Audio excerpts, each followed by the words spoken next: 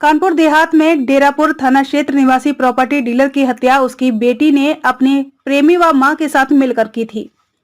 Police ने तीनों को गिरफ्तार कर बुधवार को घटना का खुलासा कर दिया। आरोपियों की निशानदेही पर पुलिस ने हत्या में प्रयोग किए गए फावड़े को भी बरामद कर लिया है। पुलिस की पूछताछ में बेटी ने पिता पर शराब के नशे में दुष्कर्म करने का आरोप लगाया है। बेटी ने बताया कि मां के समझाने के बाद भी पिता नहीं मान रहे थे। डेरापुर थाना क्षेत्र निवासी प्रॉपर्टी डीलर उम्र 43 वर्ष की 16 मार्च की रात धारदार हथियार से हत्या कर दी गई थी। सुबह घर के बगल में शव पड़ा मिला था। माती स्थित पुलिस लाइन सभागार में घटना का खुलासा करते हुए एएसपी घनश्याम चौरसिया ने बताया कि प्रॉपर्टी डीलर की बेटी के गांव निवासी युवक से प्रेम संबंध थे। प्रॉपर्टी डीलर ने कुछ दिन पहले बेटी को युवक के साथ आपत्तिजनक हालत में देख लिया था। बेटी के अनुसार इसके बाद प्रॉपर्टी डीलर खुद नशे की हालत में उसका यौन शोषण करने लगा। यह बात उसने मां व प्रेमी को बताई। इस पर मां ने पति को समझाने की कोशिश की, लेकिन वह मानने को तैयार नहीं था। मां जब आंगनवाड़ी केंद्र चली जाती तो उसे अकेला पाकर पिता नशे की हालत में दुष्कर्म करता था। इससे परेशान होकर उसने पिता की हत्या की योजना बनाई। 16 मार्च की शाम को पिता घर आए तो उसने मां व प्रेमी के साथ मिलकर फावड़े से कई बार करके उसकी हत्या कर दी।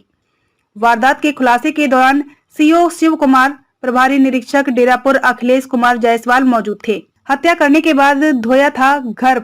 पुलिस की पूछताछ में बेटी ने बताया कि पिता 16 मार्च की शाम नशे की हालत में घर पहुंचे और गैलरी में अपने बिस्तर पर सो गए।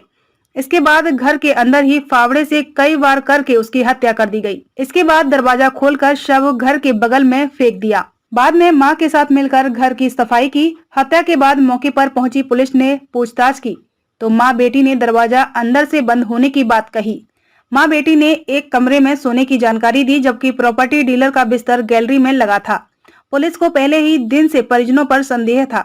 16 मार्च की रात प्रॉपर्टी डीलर की बेटी ने फोन करके प्रेमी को घर बुलाया था। पुलिस ने बेटी व पत्नी की कॉल डिटेल खंगाली तो वह रडार पर आ गया। उससे पूछताछ की तो वह पुलिस को कई दिनों तक गुमराह करता रहा।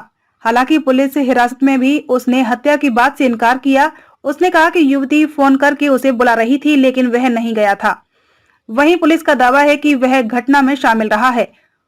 उसने ही फावड़े से वार किए हैं। घटना वाले दिन पुलिस को घर के पीछे की तरफ एक गड्ढे में खून से सना पैंट व सलवार पड़ी हुई मिली। वह पैंट मृतक का ही था। घर में हत्या के दौरान काफी खून फैला था।